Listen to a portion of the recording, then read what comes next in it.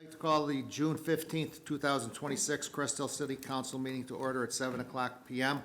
I would ask that everyone rise for the Pledge of Allegiance to the flag, and please remain standing after the pledge. I pledge allegiance to the flag of the United States of America and to the republic for which it stands, one nation, under God, indivisible, with liberty and justice for all. It is with much sadness that I'd like to announce the passing of Father Anthony Naemi, who was pastor of St. Carlo Acutis Church for 4 years. Father Anthony passed away Saturday morning, so we would certainly like to offer our condolences to his family.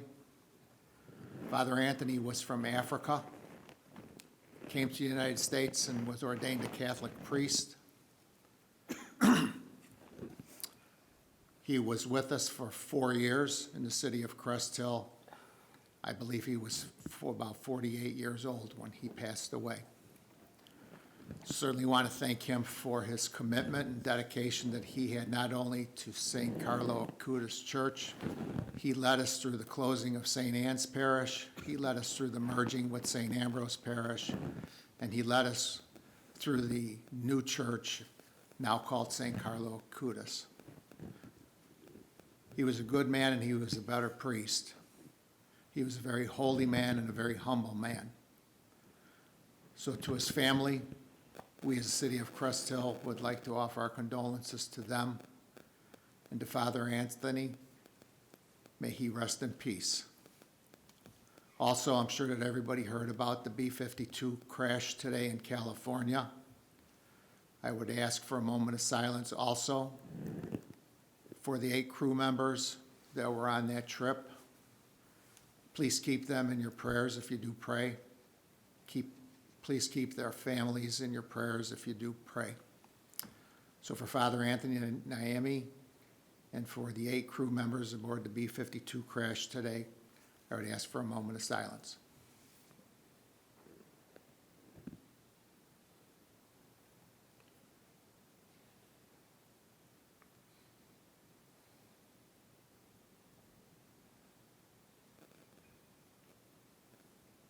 Thank you.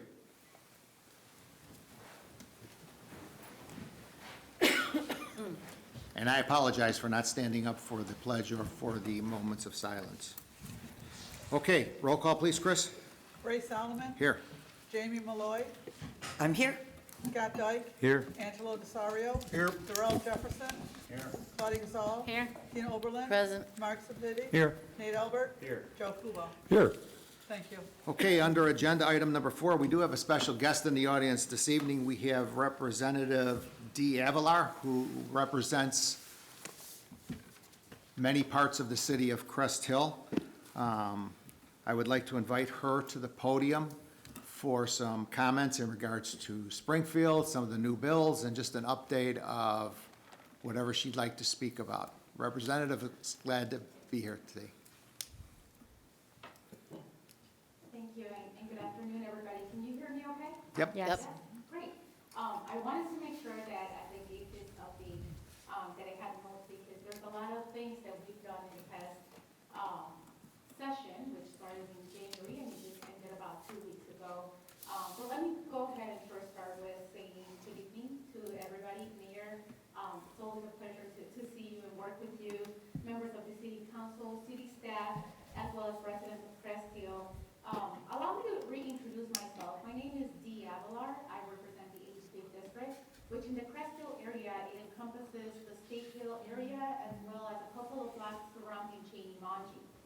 And I am honored to be the state representative for the 85th District, as well as Assistant Majority Leader. I appreciate the opportunity to provide an update on our recent work in Springfield, the investments that we've made in Crest Hill, Will County, as well as the state of Illinois, and to give you also a very quick update on the future of the Stateville Correctional Center site, which is here as well. What I can tell you is that at the heart of this year's legislative session was a simple question that I think many of us have been hearing about, which is how do we make life more affordable to working families? We are seeing continuing rising costs on groceries, housing, utilities, healthcare, transportation, and everyday necessities. And with that in mind, we wanted to make sure that we brought some good things, not just for our 85th district, but for the state of Illinois. So just let me tell you a little bit about what we've done. For fiscal year 2027, which starts on July 1st of this year, we are passing our 8th consecutive balanced budget, which is prioritizing families. We have secured several measures helping Illinois residents to keep more money in their pockets. We froze the state portion of the gas sales tax to help reduce pressure at the pump. We created a back-to-school sales tax holiday to make clothing, school supplies, and other essentials more affordable for families, students, teachers, and college students preparing for the school year, which I cannot believe that it's gonna be at the beginning of August, and I'm already thinking about what we need to do for our kids. We actually have 2 back-to-school fairs that are gonna be happening the first week of August as well. We also funded the Crest program, a program that I'm very proud to have as the chief co-sponsor of. This program will provide a one-time financial assistance to households whose SNAP benefits are reduced or eliminated because of the new federal work requirements. We have also increased the amount of funding for free and reduced school meals, helping schools to meet the growing needs of students experiencing food insecurity. We are also continuing our commitment to public education by continuing to fund the equity-based funding formula, as well as creating investments in healthcare, community health centers, which we actually, in the 85th district, we have about 3 community healthcare centers, and safety net hospitals. But beyond the budget, we also advanced legislation focused on affordability and consumer protection. We extended eligibility for property tax relief and energy assistance programs to help more seniors and working families stay in their homes. We also strengthened protections against medical debt by preventing hospitals from placing liens on patients' homes or property because of unpaid medical bills. We also expanded access to discounted vehicle stickers for seniors living on fixed income. We also increased transparency by requiring utilities to provide notice before rate increases take effect. We also did legislation with regards to transparency on the prices of insurance, both for home and auto. And as well, we've also done a lot of significant investments in our region. I can tell you that on the 85th district itself, we were able to secure about $1.5 million for multiple capital improvements throughout the district, which could include local priorities such as street improvements, infrastructure upgrades, public safety initiatives, as well as economic development efforts. So the other thing I wanted to talk about, which not a lot of people know, but it is a program that happens through a nonprofit that's called Undo Medical Debt, is that the state has made efforts to ease the burden of medical debt for everyday families. One of the things that I've been hearing time and time again beyond property taxes, which I think we all hear about, is how much medical debt are costing everyday families. So we have a partnership with Undo Medical Debt, where we are erasing people's debt, especially that debt that has gone through collection. In Will County alone, I can actually tell you all, I looked at the latest data, Will County is the county that has had the most medical debt erased through this program. In particular, I think we were able to help 67,000 people in Will County alone. To date, we have about, it's about $72 million in medical debt that has been relieved in Will County, which with the average individual receiving about $1,000 relief. Doesn't sound like a lot. I think it does sound like a lot, especially when it comes to living on fixed income and not knowing whether you have to pay your medical debt or you have to pay your rent. Okay, so that's a little bit about what we've done, things that we still continue to talk about, and I would love to get all of your feedback. There's still a lot of legislation that's pending, and I know that probably the elephant in the room here is probably the bill legislation. Know that I'm all ears to hear about what your thoughts are. I know that there's been several changes that have been made to the legislation. We want to make sure that we hear you out. The majority of municipalities have told us loud and clear that they want to preserve local control. I want to let you know I hear you. I can tell you that our local elected officials hear you too, but it's important that we continue to have open lines of communication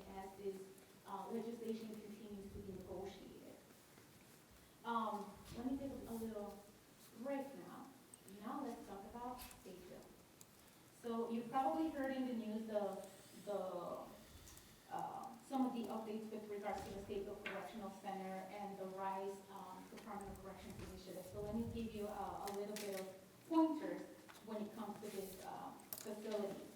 We know that when we hear about investing in correctional facilities, a common question for the everyday person is, why is this a priority, right? And the answer is simple.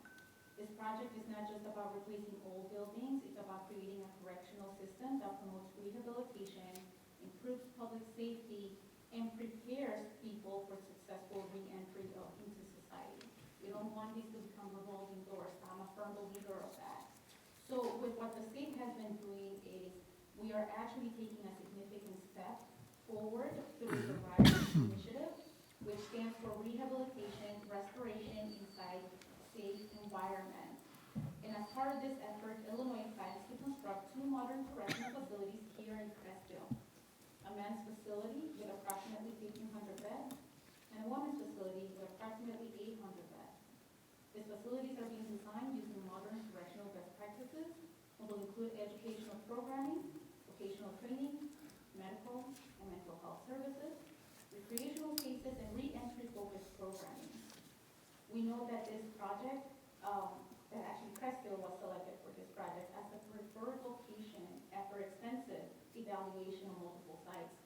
We found that in the analysis, that Crestville offers the space, infrastructure, and resources necessary to support a modern correctional campus while providing opportunities for shared services, healthcare access, educational partnerships, and re-entry resources.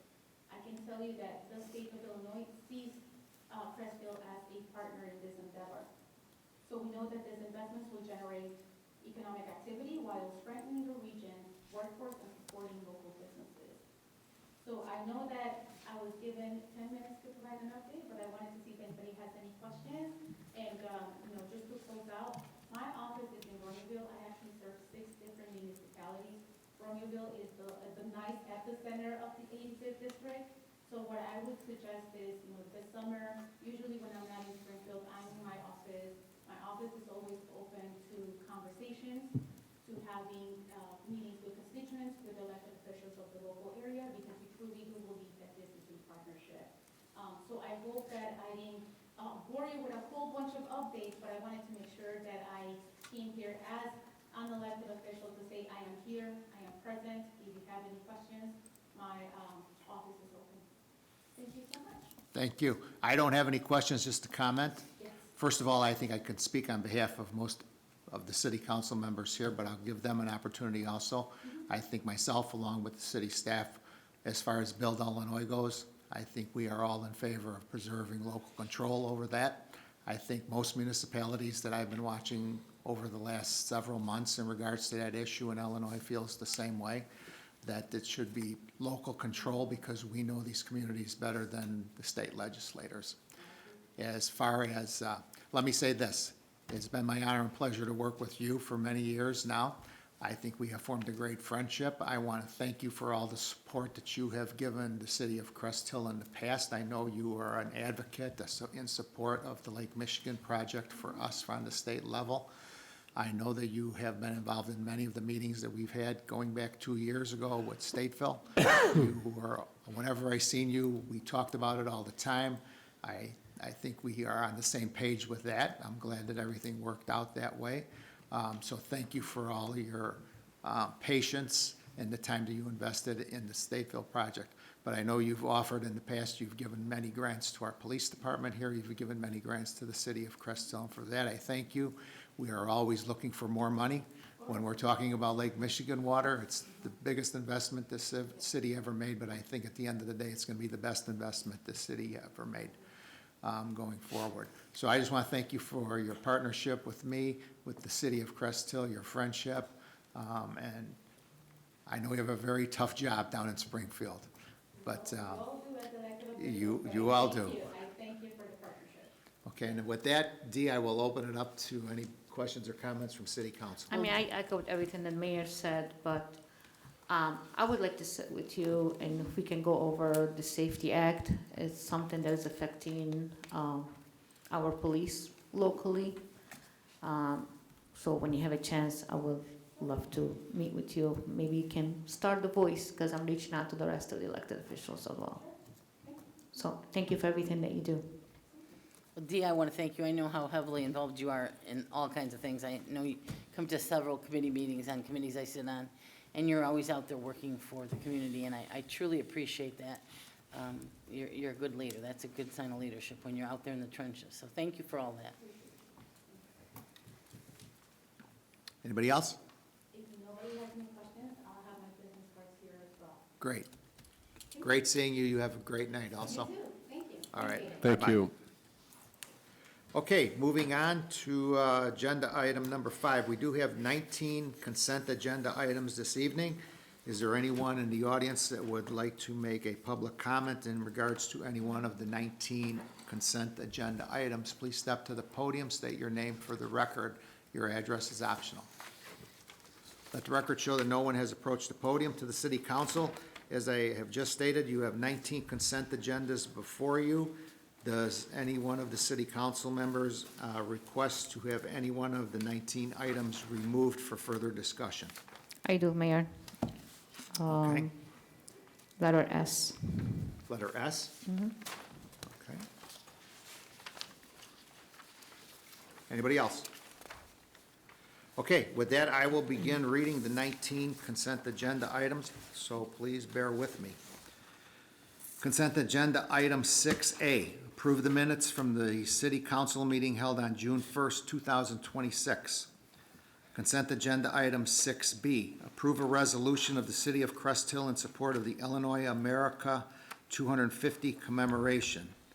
Consent agenda item 6C, approve a resolution approving an agreement for Inner Circle Phase 1 water main and roadway rehabilitation by and between the city of Crest Hill, Will County, Illinois, and P.T. Farrell Construction Company for an amount of $933,295.46. Consent agenda item 6D, approve a resolution approving an agreement for Oakland Avenue Phase 2 water main replacement and road reconstruction improvement by and between the city of Crest Hill, Will County, Illinois, and P.T. Farrell Construction Company for an amount of $1,686,708.10. Consent agenda item 6E, approval of pay request number 41 from Vissering Construction Incorporated with direction to send it to the IEPA for approval and disbursement for a total amount of $214,092.50. Consent agenda item 6F, approval of an ordinance approving a special use permit for a self-service storage facility, case SU-26-6-5-2, with respect to real property located at 103 LC Avenue in Crest Hill, Illinois, the application of Bernardino Estrada. Consent agenda item 6G, approval of an ordinance approving rezoning the subject property from B2 General Business District to B3 Business Service District, plat of utility and sidewalk easement, a special use permit for a contractor-based business known as Concrete Raising and Waterproofing Incorporated, and requested variations from the Crest Hill zoning ordinance with respect to real property located at 1818 and 1820 North Broadway Street in Crest Hill, Illinois, the application of Javier Salazar. Consent agenda item 6H, approve a resolution for a professional services agreement for a 2026 water system model update and water main replacement prioritization plan by and between the city of Crest Hill, Will County, Illinois, and Strand and Associates Incorporated in the amount of $150,000. Consent agenda item 6I, approve a resolution approving a customer work agreement by and between the city of Crest Hill and the State of Illinois Capital Development Board for the design and construction of a new water main extension from well number 11 east along Division Street to the Illinois State Police District 5 headquarters and the new Illinois State Police Crime Lab. Consent agenda item 6J, approval of an ordinance amending section 5.08.100, license classifications designated fees, of Chapter 5.08 Alcoholic Beverages of Title 5 Business Licenses and Regulations of the City of Crest Hill Code of Ordinances. Consent Agenda Item 6K, approve a resolution approving an amendment to the construction agreement by and between the City of Crest Hill, Will County, Illinois, and P.T. Farrow Construction Company for the Division Roadway Reconstruction Improvement. Consent Agenda Item 6L, approval of the Cassell Community Connect Convenience Proposal. Consent Agenda Item 6M, approve an ordinance approving the salary of City Administrator Blaine Wing from June 1, 2026 through May 31st, 2027. Consent Agenda Item 6N, approve a resolution approving the job description for the position of Assistant City Engineer and authorizing the advertising, selection, and hiring of an Assistant City Engineer at a salary not to exceed $125,000 annually. Consent Agenda Item 6O, approve a resolution approving the grievance settlement agreement with the International Union of Operating Engineers, authorizing the execution of that agreement. Consent Agenda Item 6P, approve a resolution approving a legal services agreement by and between the City of Crest Hill, Will County, Illinois, and the Driscoll Law Firm, LLC, Madonna and Madonna, LLP, Douglas and London, PC, and Levine, Papantanio, Proctor, Buchanan, O'Brien, Barr, Mugi, PA. Consent Agenda Item 6Q, approve the City of Crest Hill to provide space and financial support to the Lockport Township Back to School Program up to $750. Consent Agenda Item 6R, approval of the regular and overtime payroll from May 18th, 2026 through May 31st, 2026 in the amount of $321,154.28. Motion would be in order for the approval. So moved as presented. Second. We have motion by Alderperson Oberlin, seconded by Alderman Desario. Questions or comments in regards to the motion for the approval of the agenda items read? Roll call, please, Chris. Scott Dyke. Yes. Angelo Desario. Yes. Darrell Jefferson. Yes. Claudia Gazal. Yes. Tina Oberlin. Yes. Mark Sepiti. Yes. Nate Albert. Yes. Joe Kubal. Yes. Motion carries. Thank you. Okay.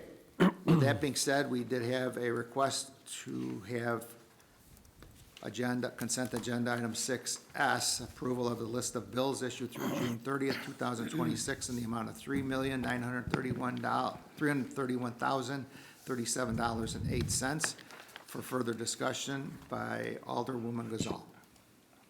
Well, I would like the treasurer to make that report.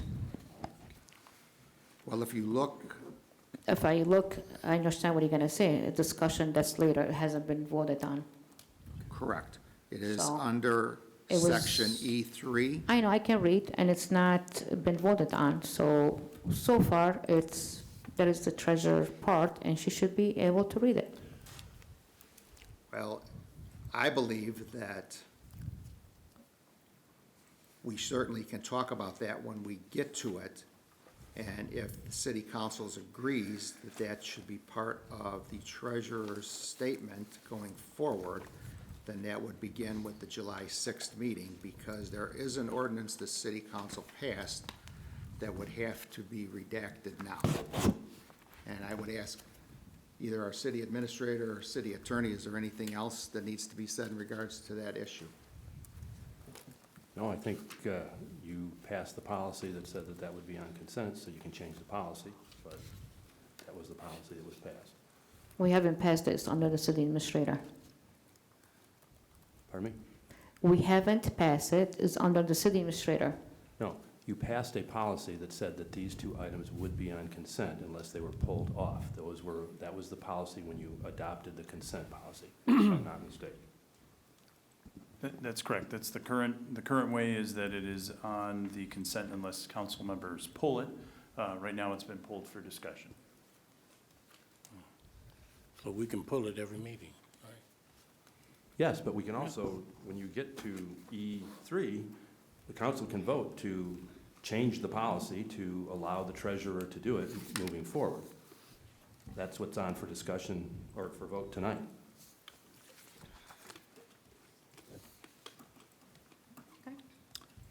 Okay, is there a motion then for the approval of consent agenda item 6S? I'll make that motion. Is there a second? Second. A motion by Alderman Kubal, seconded by Alderman Albert, to approve the list of bills issued through June 30th, 2026 in the amount of $3,931,037.08. Questions or comments? Roll call, please, Chris. Angelo Desario, Yes. Darrell Jefferson, No. Claudia Gazal, No. Tina Oberlin. Yes. Mark Sepiti, No. Nate Albert, Yes. Joe Kubal, Yes. Scott Dyke. Yes. Motion carries. Thank you. Okay. I believe, Chris, you have some numbers in regards to resolutions and ordinances that you would like to share with us. I don't know, but. 6B, Resolution 1421. 6C, Resolution 1422. 6D, Resolution 1423. 6F, Ordinance 2063. 6G, Ordinance 2064. 6H, Resolution 1424.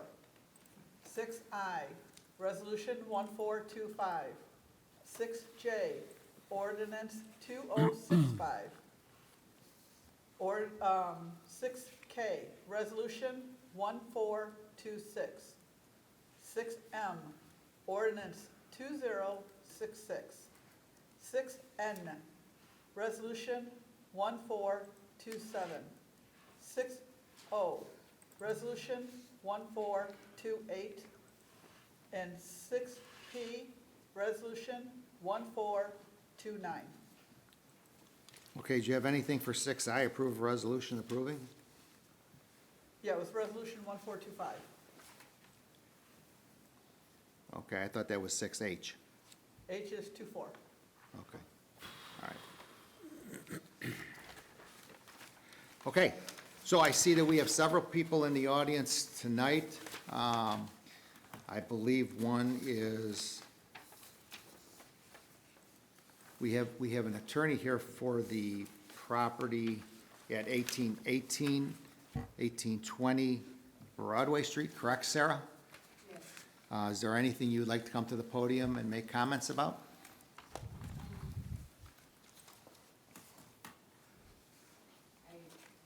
I can if you'd like, but I know, I don't think Javier is here, correct? he's not here. He was called away up north to work.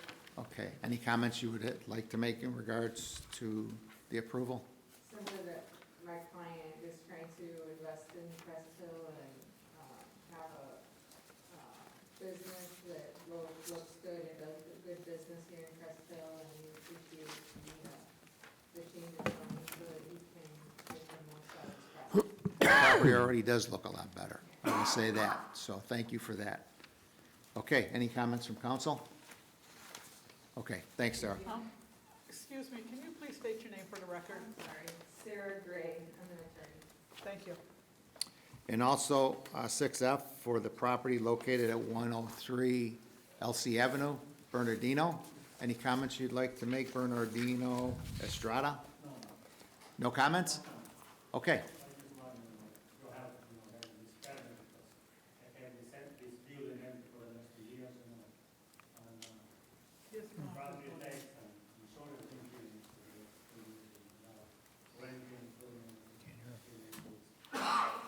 Okay, well, welcome to the city of Crest Hill.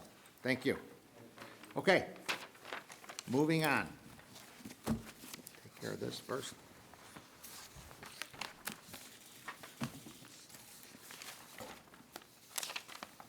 Moving on to reports, communication from departments and elected officials. Mayor's report, I do not have anything this evening. Is there any questions I could answer? I'd be more than glad to try.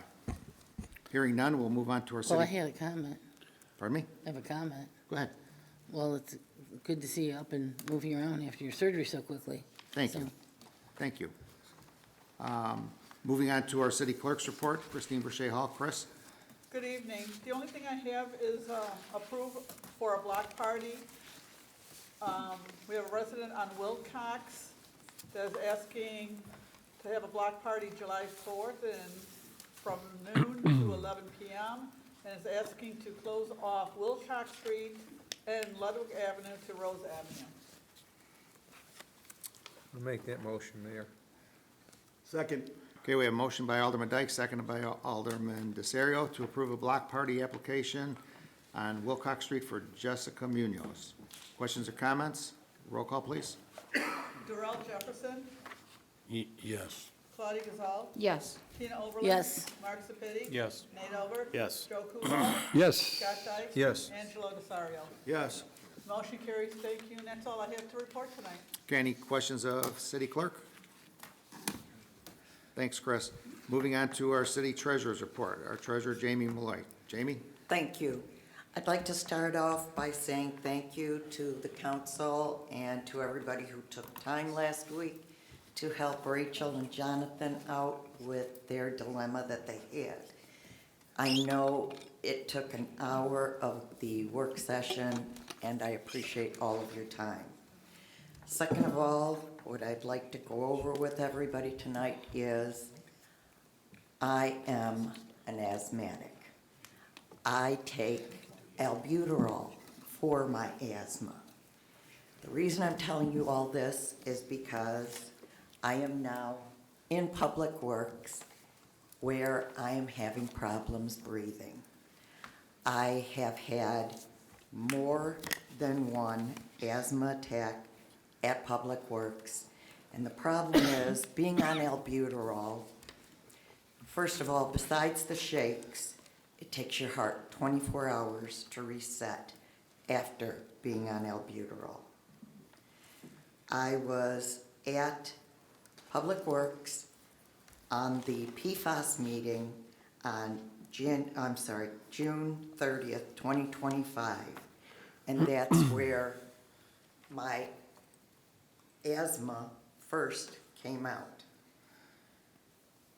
So I want to bring this up and let you all know that I'm going to need help because I can't live on albuterol. Not only that, but now I'm on a second inhaler, which is really tough to be on. I have spoken with Ashley. I appreciate her time. I have talked to her about the ADA, which is the Americans with Disability Act, and she has been very receptive to me, and I really appreciate it. I'm appreciative to everybody at Public Works who has been so respectful and so good to me, and I've had a very good time with them. But when it comes to my health, I can't just keep hitting the albuterol inhaler, especially when it takes my heart 24 hours to reset.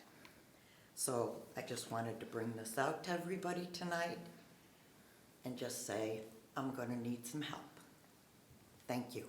Okay, thank you. And I know that Blaine and Ashley have been working, and I believe Mike Stiff also, in regards to this issue.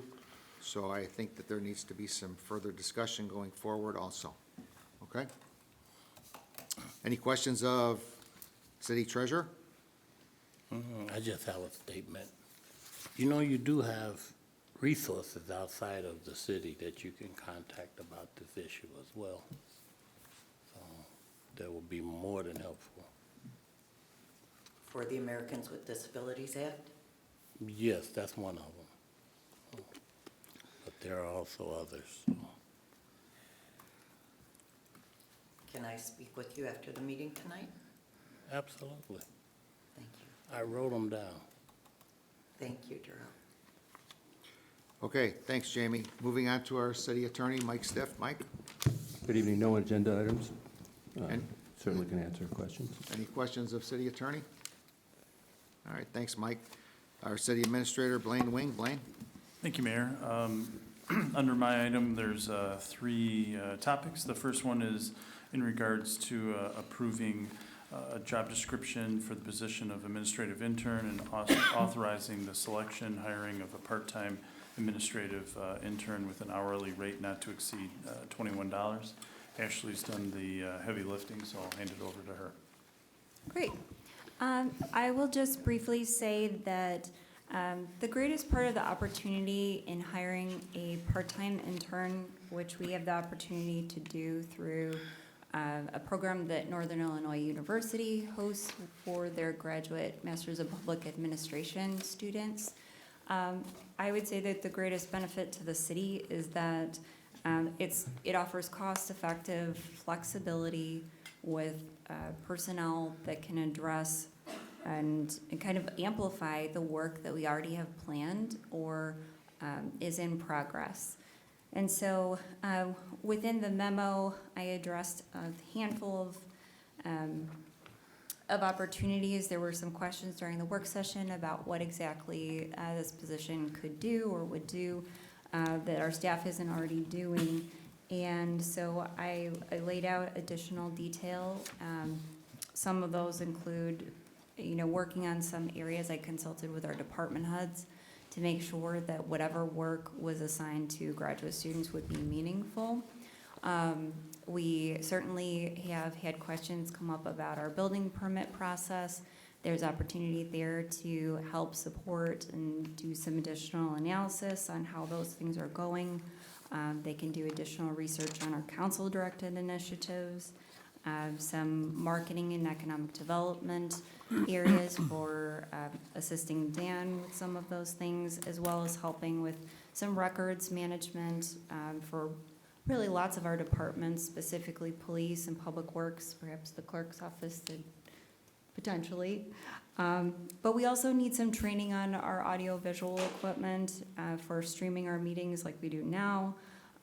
We have other communications work that could help support what we've just passed as our plan to help kind of bolster our social media and those things.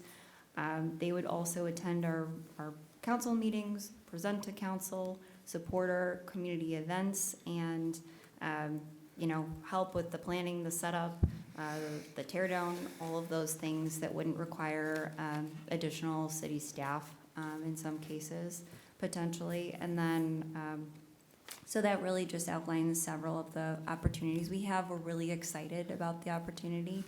And we do need to make a plan and see if this would be approved in order for NIU to plan their schedule for potential intern candidates. They're doing it at the end of the month, and it would be great to say that Crest Hill is participating. So, and I'll also just note that the rate proposed is, based on the feedback we got from the university and other, other communities that have participated, that would be comparable, would be from $18 to up to $21, depending on their qualifications. Obviously, somebody at the towards the higher end of that scale would have to be exceptionally experienced or have something else that they would be bringing to here. But that would be the maximum. And I'll take any questions. Any questions or comments from city council? Who will be training this particular person on the AV equipment, since we don't have anyone? Well, depending on how flexible we are with the person that has been doing that training, we're hoping to have other staff here, so full-time staff, including myself and Blaine, get trained on exactly what's being done now through that process. And then we would, need to supplement any additional training for. So we don't have a particular person that it's gonna train? Because our person is gonna leave, this is his last meeting. Yeah, so So who will be training? You're not an AV We person. we need to determine who's gonna be able to provide that. Yeah, I can provide some additional information. So I spoke with Bill before this morning, or this evening's meeting, and Bill and I will be setting up a time so that he can train Ashley and myself, so we could train the trainers, kind of a thing. So what Bill has done for us in the past is created quick little videos for us so that we can go step by step along with some written instructions. So with our current system, we'd be able to maintain our current system, and then when we have the new system in place, those individuals would be able to train us and train the intern if we have that. Yeah, well, we hired you guys to do different positions now, AV, in my opinion, that's so wrong. You don't want people without experience to be running brand-new expensive equipment that you just purchased as well, so. With helping with the building department do need help, big assistant, but also, again, you need somebody with experience with that, and how long is it gonna take us to train this particular person to do the job? So we're taking people out of their test to trying to train this particular person instead of having a part-timer or a full-timer in the department. Since we're growing right now, we're having more permits than ever, according to Dan, correct me if I'm wrong. That's what we need to look at. It's what we need, where we have the vacancies, not have somebody like a floater. One day you're gonna be doing this, another day gonna be doing this. That's my opinion. I don't see that this is a very, I feel like everybody wants an assistant right now. So an assistant needs another assistant, the other assistant needs another assistant, and that's where it's going. We need to put the correct people in the right positions. That's what we need to do. For short on staff, we need to fill those positions, but not having somebody part-timer that we don't know who's gonna train them and what they're gonna be doing every day. And that's my opinion. Anybody else from council? Questions or comments? Okay, we did have discussion in depth about this topic at our June 8th work session. You have before you a resolution.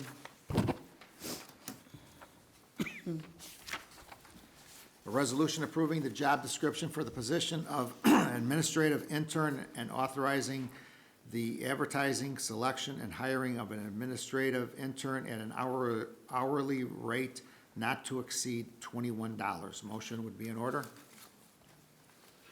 So moved, Mayor. Second. We have a motion by Alderman Albert, seconded by Alderman Kubal. Questions or comments in regards to the motion? Roll call, please, Chris. Nate Albert, Yes. Joe Kubal, Yes. Scott Dyke, No. Angelo DeSario, Yes. Darrell Jefferson, No. Claudia Gazal, No. Tina Oberlin, Yes. Mark Sepiti. No. Mayor, I'll need your vote. Mayor votes yes. Motion carries. Thank you. Resolution 1430. What was that? 1430. Thank you. Okay, next one, Blaine. Yep, the next item, again, was discussed during our last work session. This is in regards to having the treasurer read the list of bills and/or payroll to be read by the treasurer. Again, as I previously noted, this past May, last year, when I worked with the clerk's office, we looked at the agendas of several nearby communities, including Joliet, Shorewood, Shanahan, and Romeoville. All of them include paying their bills and their payroll in their consent agenda. And thus, at that point last year, I recommended to City Council, which you later approved and which is currently in place. This September, I noted that I spoke with our finance director, and neither our finance director nor I have any issue with the treasurer reading the list of bills or the payroll or overtime. And thus, this is on council's, up to council's purview to provide staff with direction if that's what council would like us to do. Questions or comments? Well, you know my comments, how they are. I feel like instead of offering the olive branch, somebody lower my microphone. Chris, my voice went down. No. I feel like I'm gonna take that from the mayor's, the olive branch, because he likes to say that. And by the way, I have a big tree in my house of olive branches. This is the time that you all have to put your heart feelings. It's evident there's personal issues in here. I've had those personal issues with the treasurer, but I move on. Because you know what? Like I said before, I'm gonna repeat that, I'm a Christian person. And we gotta learn how to forgive. This city is never gonna move over, or we're gonna move on because of these all constantly. It's like, if you look at the history of the last year, this is what you're gonna see. It's all personal, you know, the way they voted her out of the building, the way, everything is personal. And I understand that's how other cities do it. I'm looking here. This is here says City of Crest Hill. We're not Joliet, we're not Romeoville, last time I checked. And I have a question for you, Mr. Attorney. If a consent agenda, everything has to be under consent agenda, how come the city administrator has items that they were discussed at the meeting, they're not on the consent agenda? And the police department have on this part, I'm not picking on you because I'm reading what's on the agenda today. And also the clerk has the block party and she have to announce it. So are we saying we're picking, choosing what we put on the consent agenda? I'll let Blaine answer that. The answer is yes. So we pick and choose. Council has You're provided. picking and choose. Yep. No, Thank no, you. No, no, council picked and choose when you set the policy. So if one council member doesn't agree, it does not go on to consent. If there's unanimous, it goes on to the consent agenda. So council is picking and choosing what goes on to the consent agenda. Did we agree on the police department? Pardon me? Did we agree on the police You department didn't, item? and so it is not on consent agenda. It is an item for council's consideration. Correct. So I don't see, there's an alderman here that made a comment that he wants the meeting to be quickly. Well, we were elected to do the job. How long does it take to read? $3,931,037. It didn't took me even 30 seconds to read that. Like, a minute is gonna bother your time to be here, then you should not be here. You know? I mean, can we all start working together? Put your heart feelings on the side and enough already. Anybody else? I agree with Claudia. I mean, we have designation on the agenda for city treasurer's report, but the treasurer actually doesn't have a report. She have a statement by your own definition, Mayor. A statement is not a report according to the Open Meetings Act. And and I think as an elected official, you have a report. The treasurer doesn't have a report. The clerk has a report. So I think it's like Claudia said, we're picking and choosing, you know, like or don't like. I mean, that should not even enter into our train of thought, but unfortunately, it's infested here.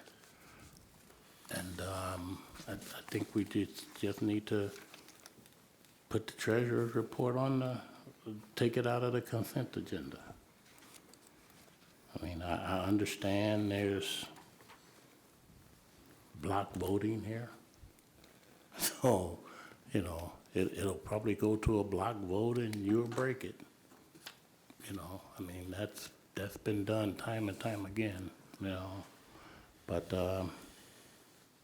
doesn't make it right just because you voted down. And just to reiterate from what Blaine said, from the staff's perspective, from my perspective, from Blaine's perspective, you can change it. We're not saying, I'm not saying you can't do it. So, I mean, to do 2 brief items under the treasurer is certainly, in my view, not going to drag the meeting down that much. I mean, as far as delay, and it's certainly something you can do. It's just that when you passed the policy last year, these were to be included unless it got pulled or things did not go on consent if during the work session there was not a unanimous, straw poll. So it's really up to the council. Well, I'd like to also state my opinion that I would like to see it pulled from the consent agenda and go back the way it had been done for years and years. City treasurer is elected by the voters of Crest Hill, and I think that's a good opportunity for that elected official to give their report and not have it in the consent agenda. I just think out of respect for the position, that it should go back to the way it was. Again, put personal opinion, personal feelings aside. It's only a couple extra minutes. Again, we're here to do our due diligence, our what we were elected to do, and what the city treasurer is elected to do. And it's a good opportunity for the treasurer to give their report and answer any questions. I think out of respect for that, I think we should pull it from consent and have it go back to the other way. Anybody else? Question or comment? Anyone like to make a motion? I so move. Please state your motion. Well, can you explain the motion, how it's written? So I don't know that there is a motion. So the discussion item was to whether to change the policy, I guess, to remove those two items, payroll and list of bills, payroll and overtime and list of bills from the consent agenda policy. So a motion would be to change that policy to allow the treasurer to do those and not to have them on consent agenda each week. That is my motion. I'll second. Okay, we have a motion by Alderman Jefferson, seconded by Alderwoman Gazal to change the policy in regards to consent agenda items. Questions or comments from city council? So a yes vote is for changing the policy and having the treasurer read the two items. A no vote would be to keep it the same, keep it all on consent agenda. Have the mayor read the, Well, and The again, items. a no vote would be to have it remain on consent agenda, but Yes. the policy is still that they can be pulled by any one member of council on a week-to-week basis. Which that's what we'll do. okay, It'll take even longer time. roll call please, Chris. Tina Oberlin, No. Mark Sepiti, Yes. Nate Albert, Yes. Joe Kubal, No. Scott Dyke, Yes. Angelo Desario, Yes. Darrell Jefferson, Yes. Claudia Gazal. Yes. Motion carries, thank you. Okay. Next on the agenda. And the last one is regarding a discussion and agreement regarding the payment of an outstanding water bill. Again, as was noted earlier this evening, council spent a little over an hour at our work session, and in council's packet is a document that our attorney drafted in agreement for council's consideration. And I don't know, Mike, if you want to comment anymore. Mike and I did meet with the owners of the property this past Friday, following the guidance that council provided. Attorney Stiff drafted up the brief agreement that is specific to this one instance, and is not trying to be set to be precedent setting, as it is staff's really initiative is going to have a long-term policy brought before council here in the near future. Mike, I don't know if you wanted to add anything. Yeah, so we met, the input I got from finance was that they would like to not have this go more than 12 months, so I basically, along the lines of what we were proposing as a potential payment plan policy, which would be something like 10% down, and then the remaining on monthly basis over 12 months. I met with the owners, asked them if that was something that they could do. They said that that was something that financially they could do. So I wrote up a very generic, bare bones agreement. It's not anything that is reinventing the wheel on contracts, but it basically gets the point across that in addition to their normal water bill, which is every 2 months, they will make this $159 payment after a $201 down payment. And that's based off the 1/2 of the current balance, which the council wanted to knock down to 50%. So the payment plan is based on 50% of the total water bill.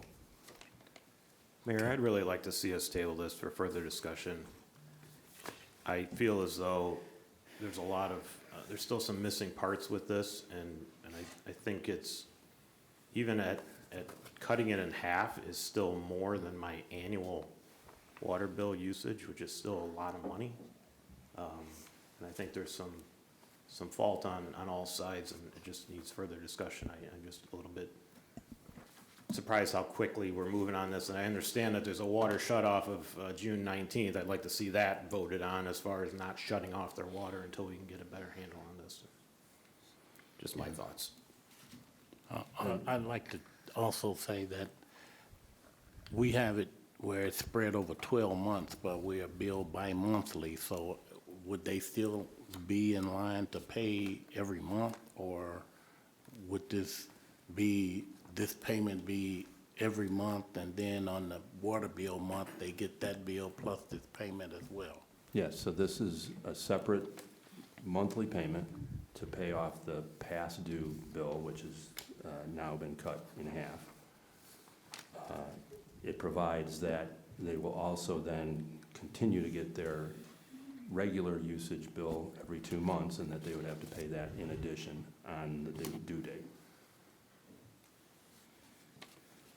The finance manager has also stepped up and said that he would make sure that their water was not shut off.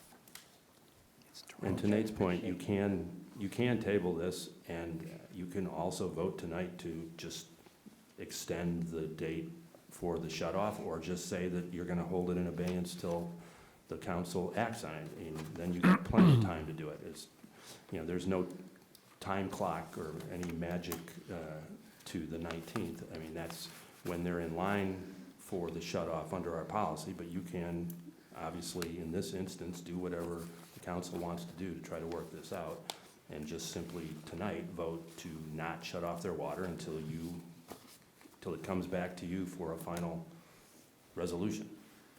Well, I do agree with Alderman Albert about not shutting off the water. I also agree that there's moving parts to this that are, you know, that there's more than just what appears to be at fault here. So I think we do need to, you know, fix all of the holes that's in it. And if this is gonna be something moving forward that would be helpful to the residents, I think we do have to nail it down. And I can't say that aside from this issue, we will have a work session topic to address not having this happen again. And it's gonna be several things. Sarah Gray, the attorney who was here last week, who was here today, some of the things that she suggested that we can do, we certainly can do to try to make it well known by all the title companies that Crest Hill has a ordinance on the books that requires a final read before a closing takes place. And once the title companies know about that, then they're not going to allow a closing till a final meter read gets done and, you know, this is taken care of. So hopefully this is the last time we'll be talking about this. Yeah, absolutely, we need to have that on the agenda for discussion and set a policy, a written policy that we can all follow. Okay, is there a motion? I'll make a motion that we agree to the agreement that was done between the attorney, the resident, Blaine, and the finance director for what's stated here. Is there a second? I'll second. We have a motion by Alderman Dyke, seconded by Alderman Gazal, to agree to the agreement that has been sent to city council in the memo. I do see Jonathan and Rachel here this evening. Is there anything you would like to say? Please step to the podium.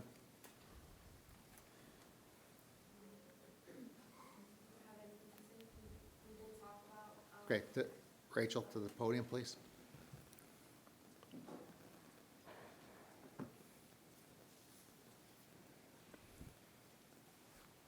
No, there was nothing I can just thank you. We did talk to the attorney, about the agreement, and they sent us over the contract. And we feel like it is something that we can do over the next 12 months. Question, Other than that, no. got a question for you. On the month that you receive your water bill, with this additional money, because I don't know what your monthly water bill is. I know they're going up. That's all I know. Yeah, They're going up, but the additional 159, would that impact your family budget in any way? I think so, yeah, but I mean, if it's all we can get, yeah. Because we don't even know what our regular water bill looks like. That was our first bill. So I don't know like how much of an effect it would be, but yeah, I assume it would. Oh, I mean, there's a motion out here already, but I think we should table it until they at least get a water bill to see how they're gonna be impacted. I mean, you're gonna agree, you're blindly agreeing to something. And that's not helping you at all. Explain how blindly. Because they ain't never got a water bill. They don't even know what their monthly water bill usage. No, but we're talking tonight only about this particular water bill, correct? Yeah, but going forward, So they're gonna be they would paying have to pay a 100, monthly payment. Or on top of that? paying $159 a month, and then when the next actual red water bill, now that the meter is fixed, comes through, whether that's the minimum charge or whether, I mean, I don't know how much water they use, I don't know whether they have a swimming pool, I obviously, can't prognosticate as to what their bill might be, but they're gonna be paying $159 every month, and then every other month on top of that, they will have whatever their usage is going forward. If it would help council, we can look at their census data. The continuous flow was stopped on March 25th. When we notified the residents, they stopped it right away. So we can look at the activity from March 25th and look at it for, April and May 25th. So we'll have a 2-month period that will equate to the same a bill period. It's not over a bill period, but we can do that and see what, we can give them a fair estimate of what they used for the last 2 months and say, this is approximately what your bill will be based on the last 2 months. But can I say it's gonna happen every month? No, it's gonna fluctuate, but I can give them an idea. Okay, I mean, I think that would be a way to kind of address it moving forward. We're just spreading it out, and they're agreeing because they're not trying to have a water shut off, and, I don't want to impact them in a negative way in their household. I don't want to be a part of taking a vote that will negatively impact their household moving forward. Thank you. And I'm still trying to understand this timeline a little bit where Jonathan came in and registered with the city, and he thought that there was a problem with the meter, and the city scheduled a time to replace the meter in March. Okay, and then the email from Regina says there was a continuous flow, it was the end of March. So when was the meter actually replaced in their house? Oh, yeah, I went over this, expecting your question because you asked it at the work session. So I went over the details of the timeline, so to speak. So December 23rd is when the continuous flow started. That started under the previous owner. That went on and continued on through March 25th when it was finally shut off. Now, as of January 5th, we did take a read from the meter, and that had 2 weeks of high volume water on the continuous flow on that bill. And so I looked at that and I'm like, okay, this is how much it is, this is the flow. So in that particular read, the cubic footage that we had was 4,050 cubic feet. Then I looked at the previous residents' average usage, which was about 600 cubic feet per month. So I subtracted off the difference. That means for the 2-week period, the flow was 3,450 cubic feet. And then what I noticed is that the residents they closed on the house on January 18th. That's 2 weeks, approximately 2 weeks after the last meter read. So if you estimate the bill based on when the last meter read was till the 18th of January, that's a 2-week period. Again, that would equate to 3,450 cubic feet, same period. 2 weeks in December, the same flow, because the flow didn't change, it was constantly going. And then the 2 weeks in January, now that should have been under the previous owner's bill. That should have put the final bill at approximately $600. We did an estimated final bill of $238.42. That means that the former owner should have paid an additional $361.58. But that's all he's responsible to until the closing of the sale.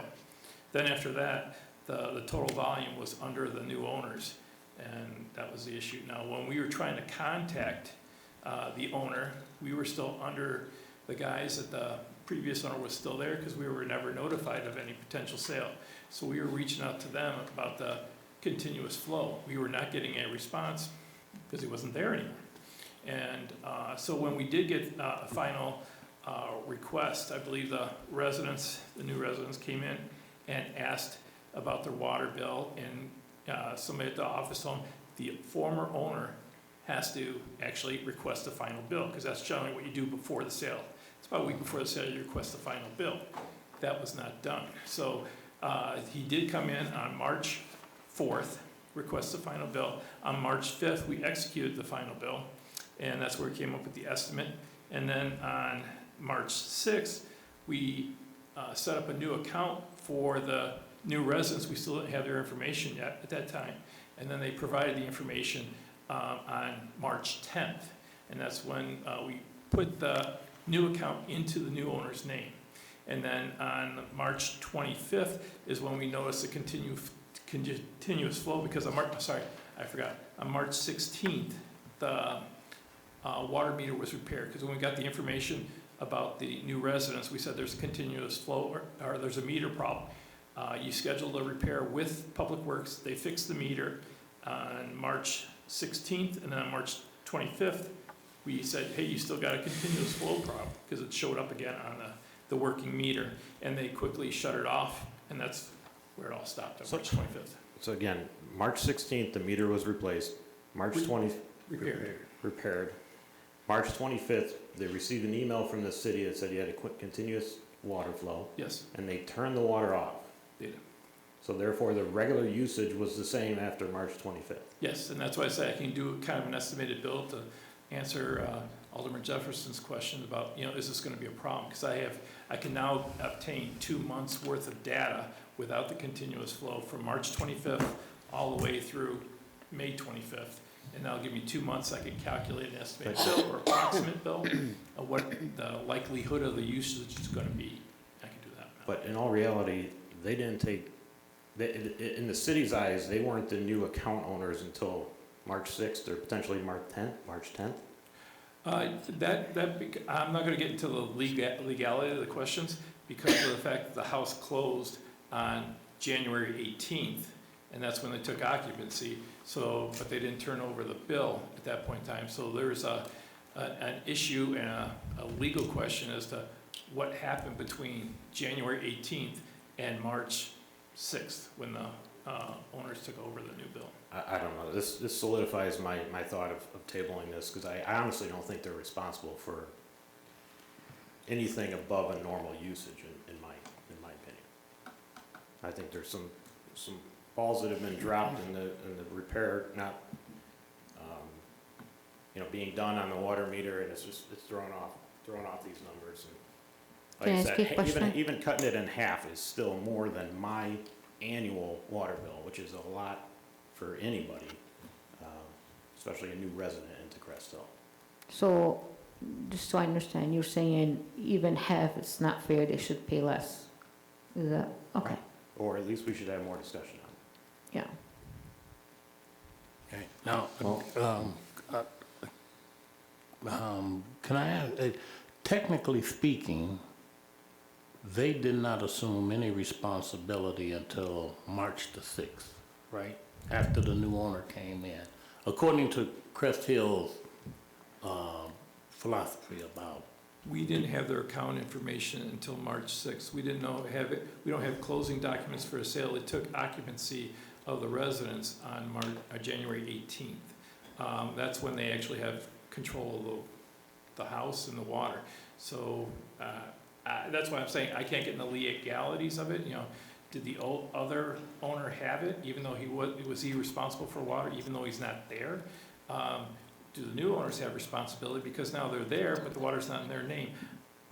I'm not a judge, attorney, I don't know. Right, I understand that, but I know in the credit world, you're responsible for anything with your name on it. So I technically know this previous owner should be held responsible, just based on the credit world and how they think. But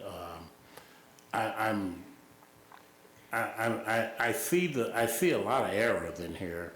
Not only is there errors in the real estate agents, and all of this closing and everything, but I do have to agree that maybe even half is too much, because how do you hold a person responsible for, even though they were there, they technically wasn't the person on name on the water bill. And if I'm a creditor, I'm going after the person whose name is on the water bill, not the people that may have used it. The other side of the argument is we were trying to notify the previous owner who wasn't there, so we couldn't notify them Yeah, anymore. But I don't think that person wanted to be responsibility. notified. It's their responsibility to ask for the final bill, so I agree with you there. Right. They Yeah, should've done I don't that. think the previous owner wanted to be notified, because when we went there to repair it, all we had to do was stick a wire back together.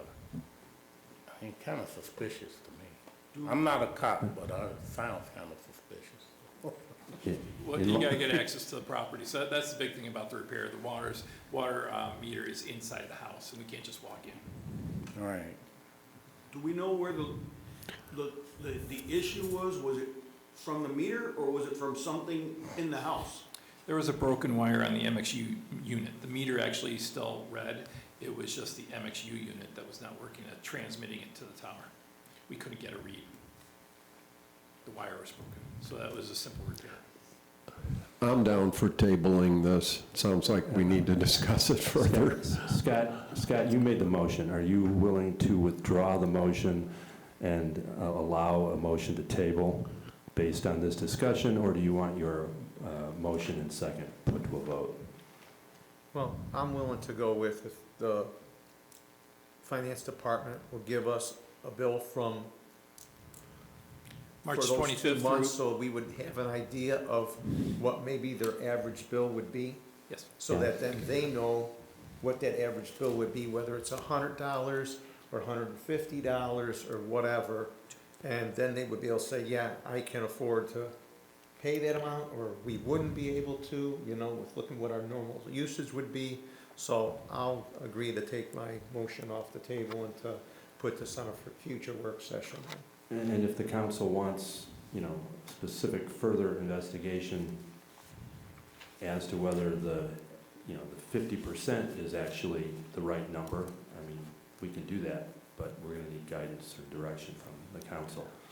Well, definitely my guidance would be at closing, these accounts need to be transferred just like every other one. Why wouldn't it be? So hopefully that comes from this. Well, and final reads need to be actually read, not estimates. You can't do an estimate on a final read. I don't know why anybody would think you could. That's just so wrong. Okay, so So Nate, you want to make the motion to table if Scott's withdrawn his motion to? Well, there's two people. I have made a motion as well. Oh. But I just want to make sure that by doing this, that we're going to keep our word when we go back to the work session. If I'm going to remove that motion, that we're not going to give them the big bill and we're going to make it worse for them. So I think Are we all in agree here, or? I think that after you table it, you probably should have a separate motion to hold off on the June 19th shut-off until this issue comes back to council. That way, they're not getting shut off, and the sooner it gets back to council, then the sooner it gets resolved. Okay, well, I'll go with your recommendation, what you just stated, so I don't have to repeat it, so I'll pull my motion. Okay. But if we gather more information, they may pay more, they may pay less. No, we're not gonna True. pay more. Well, I think that if anything, it's going to It's be discussion. yeah. And that's the Probably reason we're less, but, tabling is discussion. you know, it'll be back to a work session for further discussion, and obviously the numbers can and probably will change. Well, in the end, this council has the Authority. final word, yes. Okay, so you remove your second? I remove my second with the conditions that the Mr. Attorney, Stiff applied. Motion to table it. He's the table. I will table it, yes. We remove the vote from voting yes to table it. But you're No, I was tabling just it. making a motion to table it. With the Okay, I'll shut-off second your being- motion. Okay. Yeah. Put Well, that- I no think- shut-off in there. I think that'd be the next vote. Do we need to make a roll call first before we do a table? We should make the motion to table this, and then we need a motion. It's been seconded, so we got a motion by Nate, a second by Claudia. So now we got to vote on the No, table. hold on. You want to first remove Scott and Claudia's motions. Yes, they both They- And we withdrawn. need to vote They for both So they're withdrawn. tabling it. No, No, they're Scott has withdrawing their withdrawn motion. his motion, and Claudia has withdrawn her second. So now that is off the table. Now we have a motion to table and a second. And Scott made the motion. No, Nate made a Nate. motion to Made the table motion it. to table. Claudia seconded it. And then we'll get through this one, and then the second one will be for not to shut the water off on January, or on June 19th, June 19th. correct? Correct. When's our next? So we'll hopefully have this on for the 22nd, so we'll have the second motion would be to not shut off the water until it comes back to council.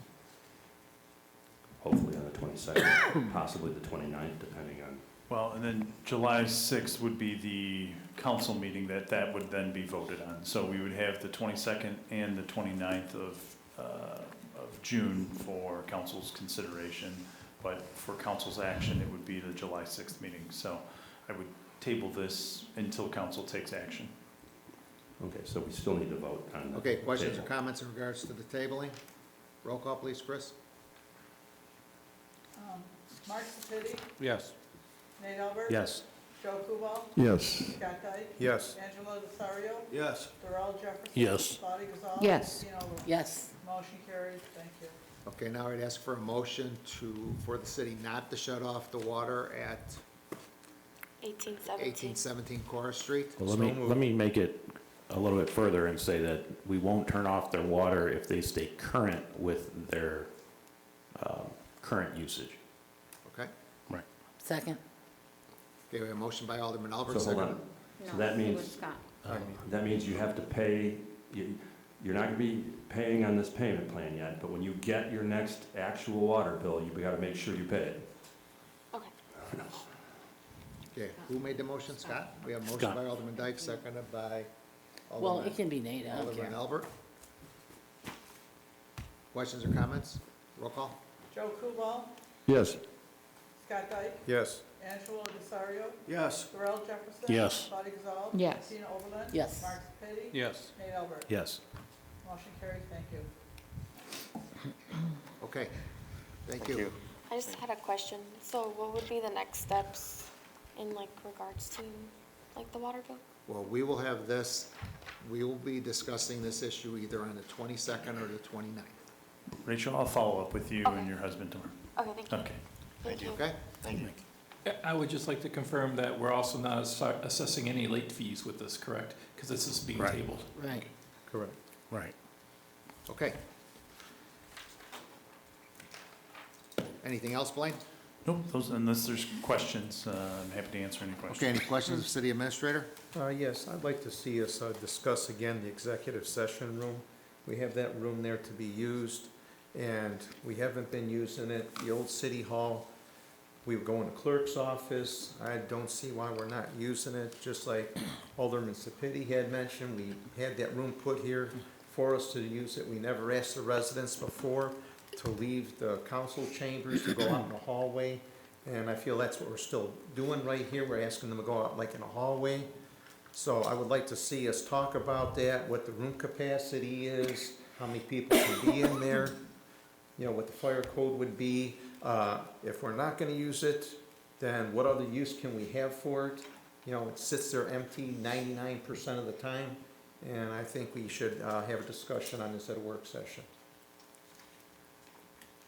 Okay. And I have a question as well.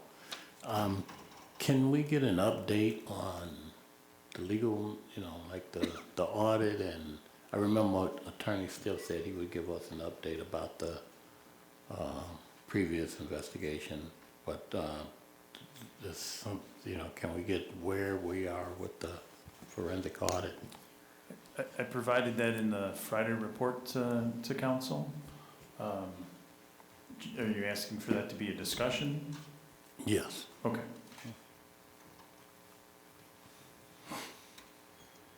Okay, thanks, Blaine. Moving on to Public Works Department, no agenda items this evening. To our city engineer, Ron Weedman. Good evening, Ron. Thank you, Mayor. I don't have any report, but I'll take any questions. Any questions of city engineer? Thank you. Moving on to Finance Director, Glenn Gerke. Glenn, anything? I have no report, Mayor. If you take any questions. Any questions of finance? Thank you. Police Department, we have Deputy Chief Ryan Dobsick here this evening. Ryan? Good evening, Mayor and Council. I do have one item on the agenda tonight. The Police Department is seeking approval to purchase a 4-seat utility cart. We were contacted by the owner of a company called Valor Utility Carts. And to purchase this, we did demo it last year at our Neighbors Night Out. Has a lot of good law enforcement uses and also some community outreach purposes. The cart is being offered at $27,500, and again, there is a grant pending for $10,000. The gentleman who owns the company has basically said if the grant is awarded to us, we can have that payment made in July after approval, and if not, then we can use funds for next year. And so we're hopeful to have success with that next month. But again, this was something that we've used in the past at Neighbors Night Out, and we can see a lot of good uses of it. They are increasing the price, I believe, at either the end of this year or next year, so that's what we'd be looking for approval for tonight. I have some questions. Besides the Neighbors Night Out, like I can see a community that has a downtown area where it would be useful, but we don't have a downtown area. So I was just wondering how we would be using it, what uses it would be used on. Would it be something once a month, everyday use? What would the uses be exactly? Yeah, we have had need of a cart like this previously. We've done some article searches and some people searches in some I wouldn't say wooded areas, but like fields there area where we can kind of drive around and cover a little bit more practical, cover more ground more efficiently.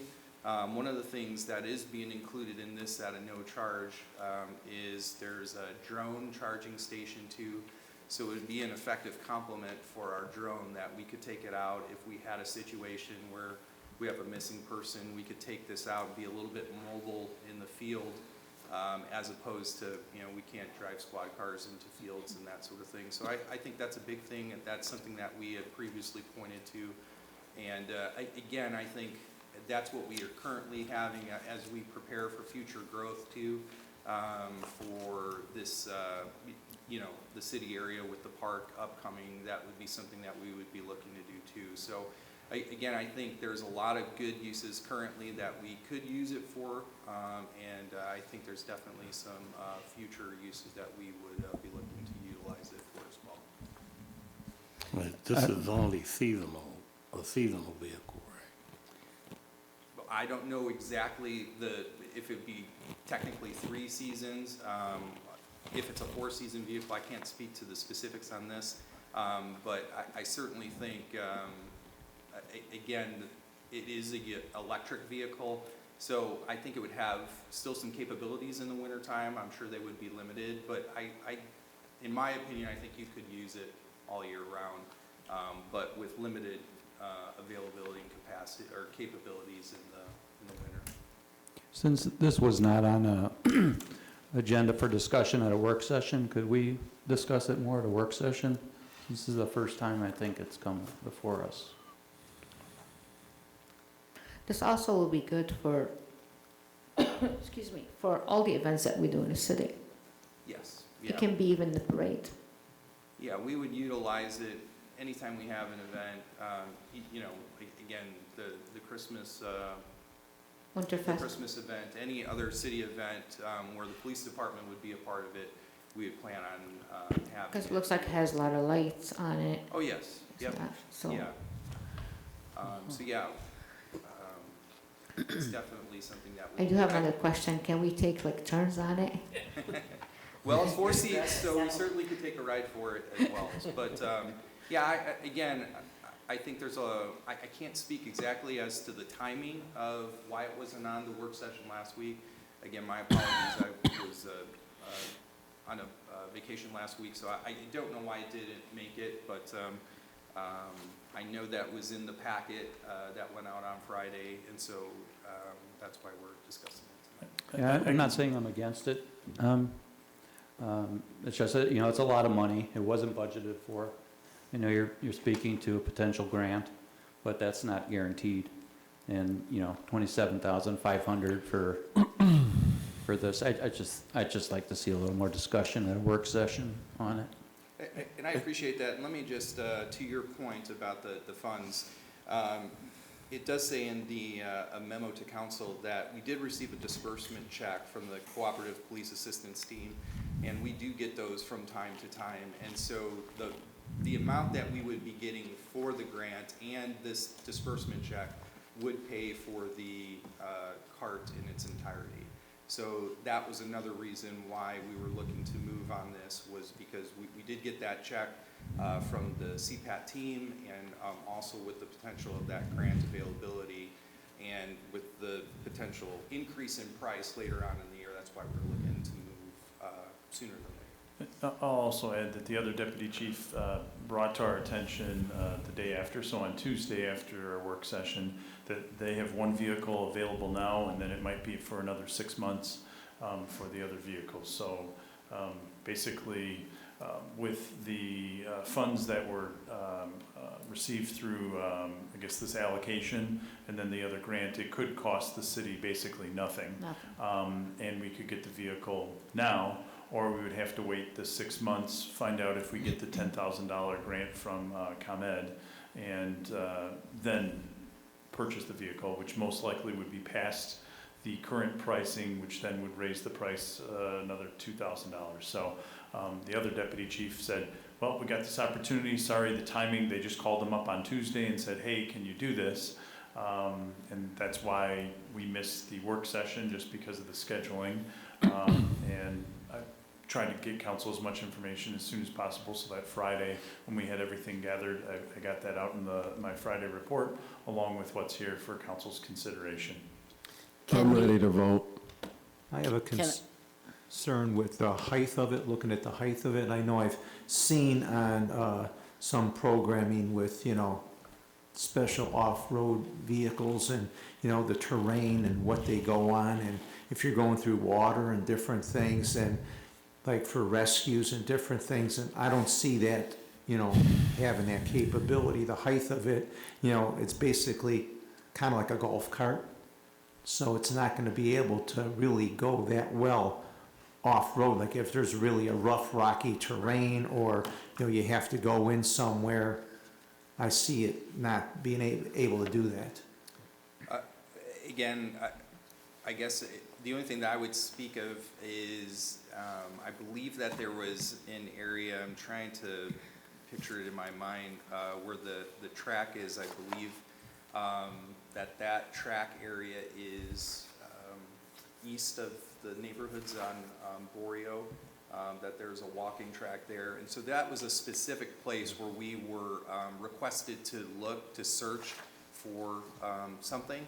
And I think that's a perfect example of where we could have used it and where we would have used it effectively.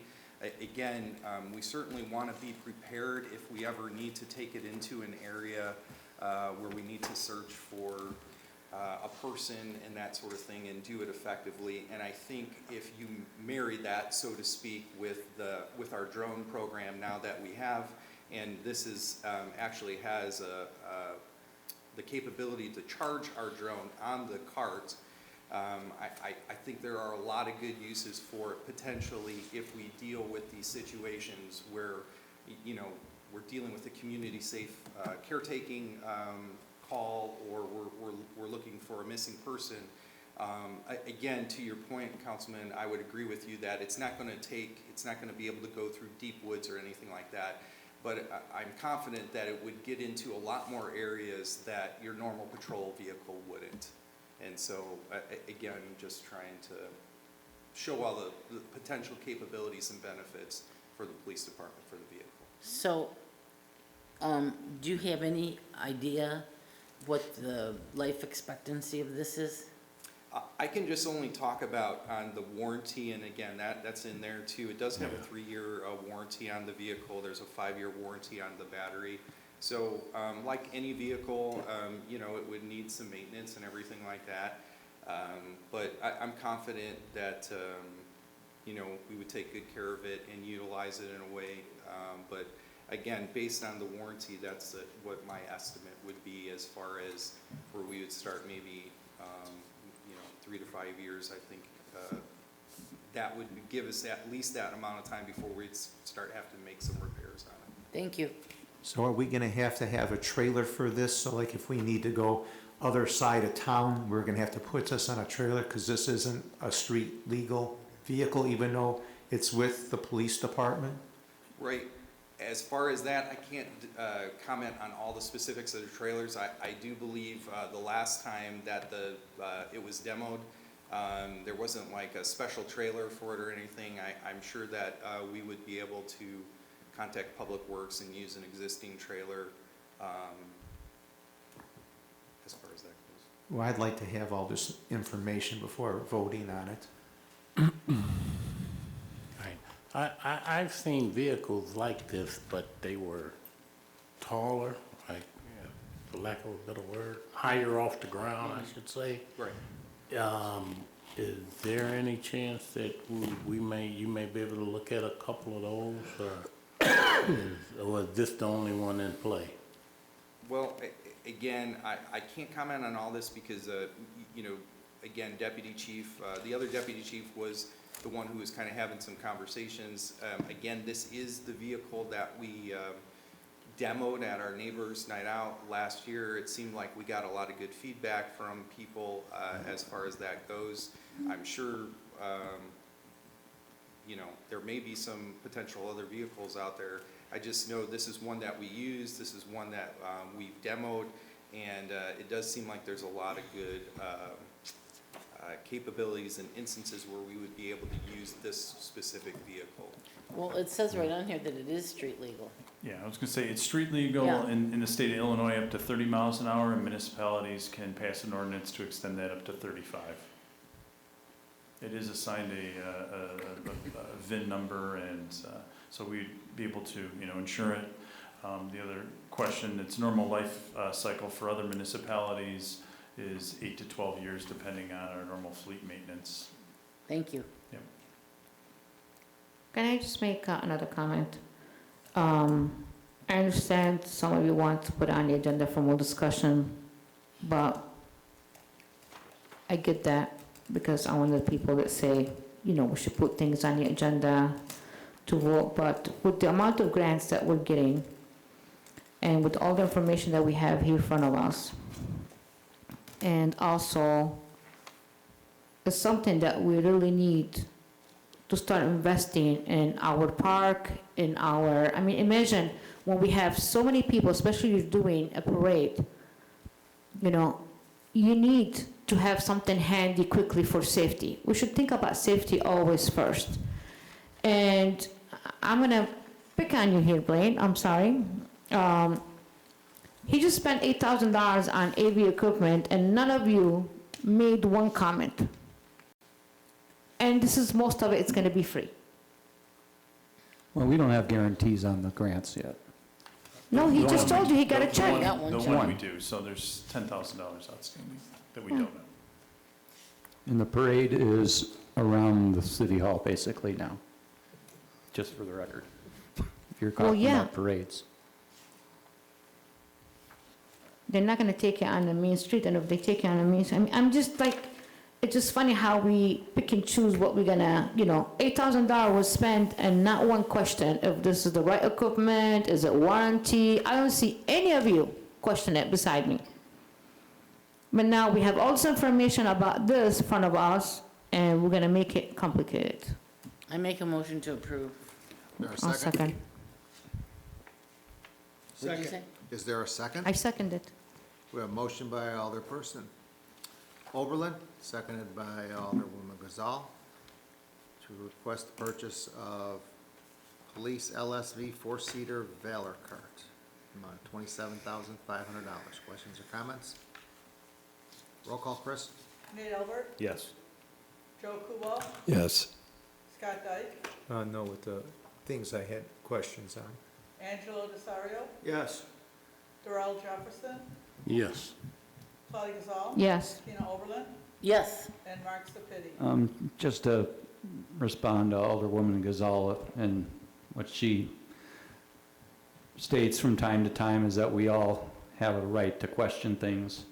And that's what we were elected to do. So that's what some of us are doing tonight. So I wish you would just respect that. If we disagree on that point, on tonight's topic, then so be it. But I would prefer to have more discussion. Again, I'm not saying I'm against it. So I'd rather have it more discussion at a work session like we typically would for many other things.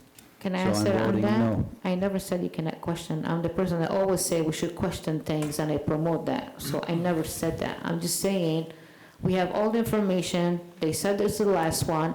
They're telling you there's already money there, grants on it, and we voted on an AV system that was never questioned. But again, you all have the right to speak. I wish everybody will speak. Okay, Chris, the vote was 6-2, correct? Correct. For approval? Okay. Congratulations. Thank you. I don't have any other agenda items, but I'd be happy to answer any other Any questions. questions of police department? All right, thanks, Ryan. Last one is community development, Dan Ritter. Dan? I have no agenda items, but here to answer any questions. A quick update I will give you on the Route 66 signs, which is that one of them is already up at Marichka's, and then the other two will be going up. They were supposed to go up Thursday. Things happened on Thursday, and I haven't been wanting to ask Gary what's happening with it, because I think they're pretty busy over there. So I'm hoping maybe this week the other two will be up. Yeah, the one at Merchkas looks pretty sharp there. Yeah, it got some front notoriety in the patch video from Really? Rich, because Oh, I didn't see that. so it was on Facebook and got a couple comments on it. But the other two will be up at gas station and the Dunkin' Donuts on Broadway Street, which is on Route 66, and then the Park District golf course site in front of the restaurant. And want to thank the Park District. They had dug out and poured their own pad and stuff for the sign to go in. So both those sites are ready. It'll just be, I'm kind of letting Public Works deal with the storms rather than put up the signs, but hopefully in the next week. So I have a question for you. The old city hall, what's going on? I thought it was supposed to be demolished like a month ago, and nothing has been happening. They've been doing the abatement. At least up until last week, they were still finishing that up. The asbestos, lead paint, I believe the disconnections for NICOR and ComEd were supposed to happen this month. I can follow up with them and make sure that's still happening. And then their targeted date was like beginning to middle of July for the demolition on that site. So that's it goes a little slower than them just knocking it down, but they're taking all the steps. Okay. The permit's also been submitted and gone through the initial review, and I think they'll be getting those comments back. So they're moving forward with everything. Thank you. Yep. Okay, thanks, Dan. Unfinished business, we have nothing. Anyone? I have a question. Is anyone going to make a statement about the recent storms in regarding, storm cleanup? I know we've been posting on the website and social media, but just for people that are watching at home, in case they haven't seen or heard, just, an announcement regarding that? Sure, I'm happy to make an announcement. So since the storms took place this past Wednesday and Thursday, city has communicated with council, and before the messages got sent out through our emergency alerting through the county system, we had a few messages along with using our normal methods, which is our city website and social media. As of, I want to say Sunday, we were down to a handful of residents, but staff had been communicating with ComEd throughout the process. As we had some issues with some of our water and wastewater facilities. Again, the city was also without power, as we're about maybe 20% of the community. Again, it's on the ComEd system, and as we continue to work through the various storms, Public Works, our police, building department, we had partnerships with our fire districts that responded to damage from trees, to damage to roofs, streets being closed, some minor flooding in some areas. The city did, in my opinion, an excellent job addressing each one of these. We communicated with the public and with the elected officials and with our neighboring communities, as well as the districts in the township. As the weather looked to get potentially a little warmer, we are a designated cooling site if it hits a certain temperature, and then we also talked with the library and the park district to see if their buildings would be available or sites would be available for more evening and after hours, because ours normally closes at 4:30. So that information was again passed out to the public. I've been in communication with at least one newspaper that provided this information. Our town was very fortunate. There were not any injuries that I've been made aware of.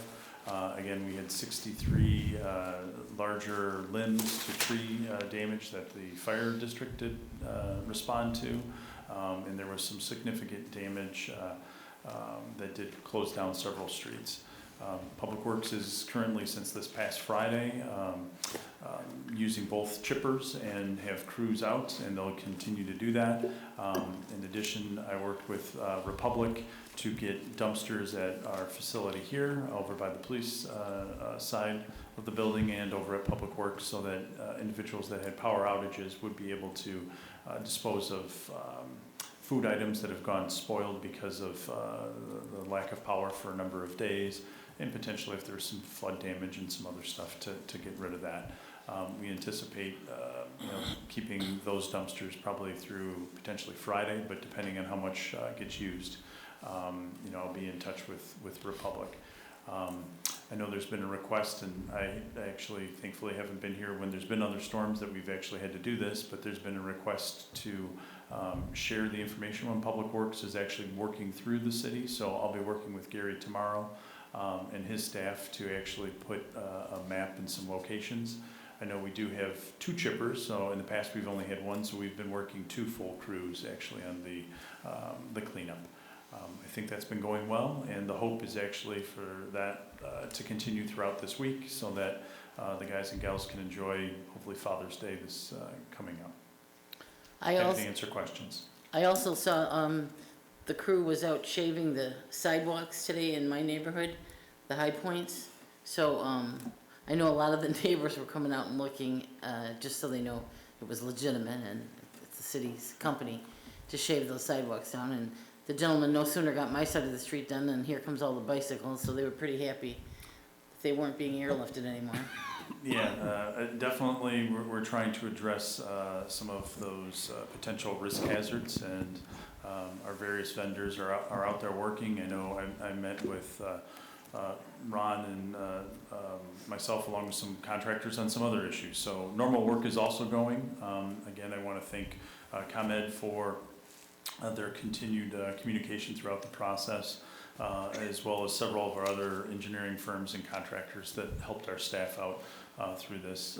We'll have a final report, a wrap-up. I did have what I'll call a mini EOC, an emergency operating center kind of gathering the following morning. So I was able to get kind of a sit rep, if you will, kind of a situational kind of assessment from our various departments. And that allowed me on Friday morning to, provide some additional direction, and I communicated to council as I got updates from the various departments. So hopefully council felt that this was handled at a very professional level, and there's always some lessons learned. I think on a few of our buildings that we had issues with either generators not fully operating, or in one case we don't have a generator at a certain site, and in the past we just relied on two different connection points from ComEd. Unfortunately, both of those went down. So we're probably going to need to have at least a connection so that we could add a generator, a mobile one, to be plugged in, because in my mind, I guess anybody who's been working for the city for over 20 years, that has never happened since that building's actually had the two different feeds. So there's going to be some lessons learned, and we'll be coming back to council with some requests in the near future. I have a question or concern with the dumpsters. Yep. I know you say it's for food, but what about people dumping other stuff there? Because, there's not gonna be anyone there to watch or man it middle of the night or after, Public Works or the police department if no one's around. Yeah. So that's why we specifically, so I talked with both directors. In my other towns that I've operated in, I try to actually place them at fire stations so that we are having 24/7 operations. Based on the location of the most damage and the power outages, it was determined that our site, along with the Public Works site, were the best ones. We specifically didn't place them over the weekend so we wouldn't have issues. And both directors, the police chief, along with our Public Works director, felt for a short period of time, and that's why we actually didn't publicize. So if we only have 1 or 2 days, then we can tell Republic to pull them. So if they are being misused, we're carefully watching them. We do have cameras, set up, and that's where they were specifically placed so that we could do the best we can, but we're not putting a staff person there to watch them 24/7. Yeah. So we're hopeful that they won't be misused, but if they are, we can pull them. They're for hopefully the benefit of these residents, so if they happen to miss their trash day, they don't have to keep their spoils in their cans, which potentially attracts raccoons and other things, and then we got other issues. So for a couple days, this seems the appropriate action. All right, I just want to make sure on that, because I know we had donation centers here in town that said clothing only, and there's furniture being dropped off, and people don't, follow the rules, and that's why I was asking a question about it as to. Yeah, so we're hoping furniture and other things, but we specifically said spoils. We are not asking for any of the tree limbs or yard waste material get dropped off, but we realize there might be some storm damage as well as the food spoils. And again, in other communities that I've worked in, most residents are appreciative not having, the turkey and meats and other stuff smelling up their trash can for a number of days before, it gets removed. All right, thank you. Now, you mentioned the tree limbs. I noticed through my ride through my ward today, a lot of the large tree limbs was not picked up by Republic. They just picked up like the grass cut it. Yeah, so our city crews actually have two big chippers. They're actually in the process of shredding the bigger limbs. So the smaller ones will be part of our yard waste. So what we're hopeful is by this Friday that our Public Works will go throughout the whole community to get the bigger ones, and then the smaller bundles Republic would pick up just like they would with the normal yard waste. So would they also come on the private streets? Because we have private streets in Ward 2 as well. I can talk with Gary regarding... No, we talked about it, you and I, when I called you. Yeah. So when he needs private, it's our street. Yeah, so the city streets, and so our Public Works aren't going on private property to go into somebody's backyard or... No, what he needs is on a sidewalk. on Yeah. the sidewalk. Yeah, oh, yeah, so on the public, yeah, we definitely are picking up. What we've asked everybody, and we sent the communications out, saying to bring the tree limbs and the materials to the curb, so that it's easy for the truck with the trailer to actually come by and pick it up. Gary's and his staff are doing an assessment and kind of hitting the various locations. And again, I know there's been a request to publicly share where they're coming next. Gary's hope was everybody just get it out by, the end of this weekend, hoping that people were maybe, having the time over the weekend to pull the material, so now the crews can go through and start to pick up and collect between today and this Friday. They were already out this weekend. Both Gary and I authorized overtime to address this situation. All right, and lastly, I just have a comment.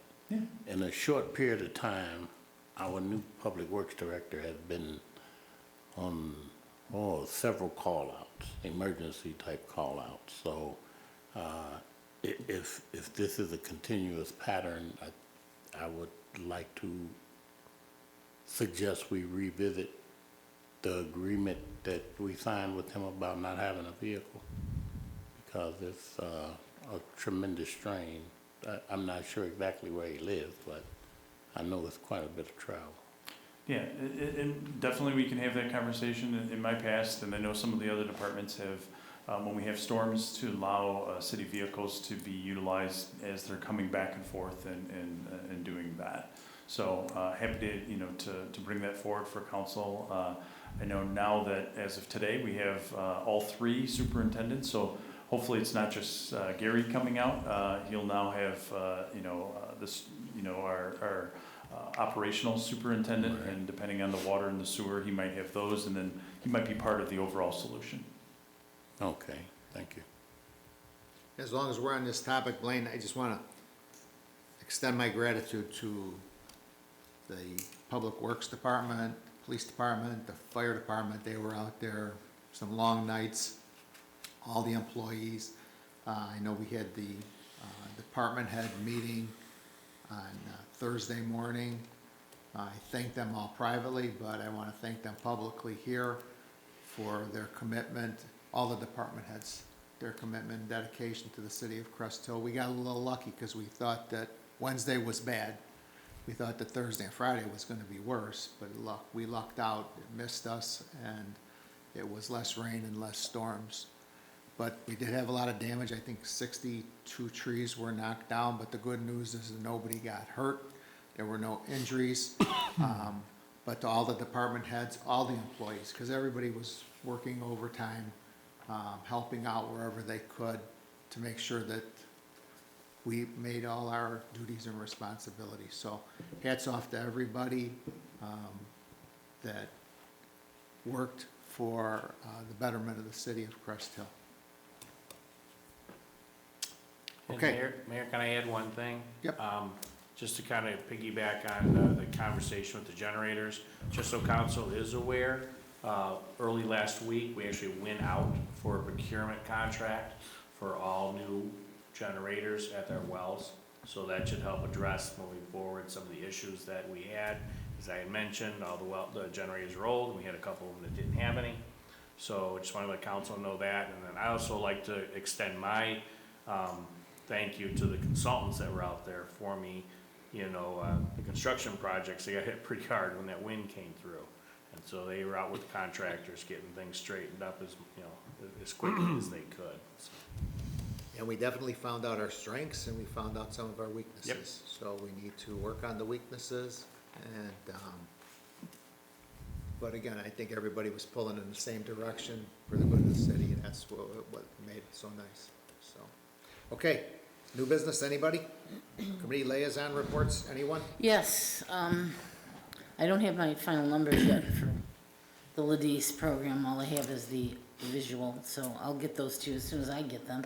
But I do want to thank some people who really gave a lot to that day, starting with Blaine.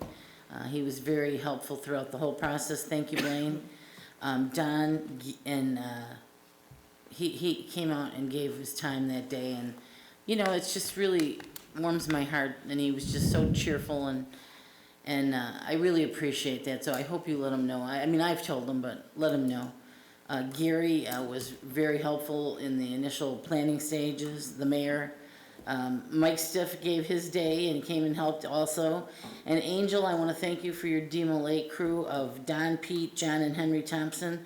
Those guys really hustled, and everybody was impressed with them, and they did such a wonderful job, so I can't thank them enough. And please convey that to them. I mean, I did, but once again, what a great job they did setting up and taking down. It was fabulous.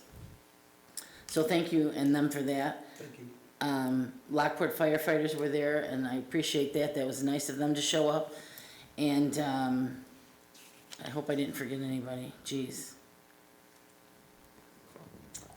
And I want to thank Angelo and his wife for their additional donation for flowers. We added more flowers. I was out there with the crew planting them over the weekend. We put in 2 more flats of petunias. And Angel and his crew, we were out there all weekend, so. Police too. Oh, yes, I'm so sorry. See, that's why, yes. And the police, you were there. I know you came over to the Cool Kids tent. I remember that. So I saw Nate Albert in the crowd at one moment too. I don't know if anybody else was there that I missed, but thank everyone. We had a big turnout, and it was probably, the mayor and I were talking about it, one of the nicest ceremonies. The speakers were so wonderful, very heartwarming, and it was really a wonderful event, so thank everyone. Anybody else? From the event, as you guys all voted for this tonight, July 31st, we'll be partnering with Lockport Township for Back to School Fair Program. Will be from 1 to 3, and more information will come out. Did you say 1 to 3, Claudia? Yes. Okay, city council comments, positive city council comments, anything you'd like to share with any of your constituents? We'll begin with Alderman Kubal tonight. Nothing to add, Mayor. Yeah, Alderman Albert. I just want to wish a happy Father's Day to all the dads out there, and also extend my condolences to the family of Father Anthony and all the parishioners at St. Carlo Acutis.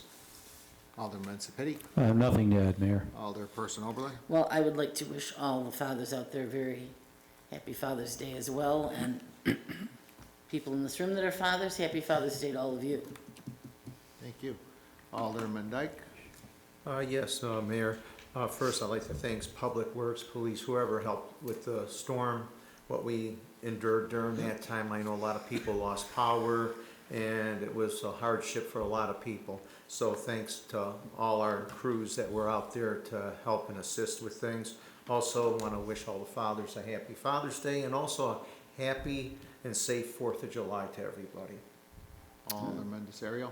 I just want to wish a happy Father's Day to all the fathers, as everybody else has. And Sunday is the summer solstice. Summer begins. Enjoy your summer. Have a good time and be safe. Alderman Jefferson. I'd just like to wish all the fathers a happy Father's Day, and want to send out my deepest gratitude to all of the responders that responded to the storms. Alderwoman Gazal. Happy Father's Day to all the fathers. And for those of you that still have your dad, enjoy them to the extreme, because one day they'll be gone. Yeah, that's a tough one. And also I want to thank Blaine for your leadership on this, for continuing on, messaging and texting and phone calls. So I appreciate that. I know you put a lot of work and effort there. Obviously, you can do it by yourself. Thanks to all your team, because they are a team, not just department heads, all the employees, the police department. I was out there. They were everywhere. I mean, you guys were working nonstop. It was very bad, very hard to drive in these conditions that day. And so this is our last meeting before the 4th. I want to wish everyone happy 4th, a safe 4th. Remember, this is 250 years. What an amazing blessing that we are part of this country, that we're going to witness 250 years. The city of freedom, the city of immigrant, the city of opportunities, regardless of all the up and downs, we stole the most power for our country, and I'm so thankful to be part of it. That's it, Mayor. Okay, public comment. Anyone like to address city council, please step to the podium, state your name for the record. Address is optional. Let the record show that no one has approached the podium. To our city attorney, Mike, there is a need for an executive session. There is, 5 ILCS 122C5, purchase or lease of real property for use of the public way. Motion will be in order. So moved as presented. Second. We have motion by Alderperson Overland, seconded by Alderwoman Gazal to go into executive session at 9:00 p.m. Roll call, please, Chris. Scott Dyke, Yes. Angelo Desario, Yes. Paul Jefferson, Yes. Claudia Gazal. Yes. Christina Overland, Yes. Mark Sepiti, Yes. Nate Albert, Yes. and Joe Kubal. Yes. Motion carries. All right, we'll be going into executive session at 9:00 p.m.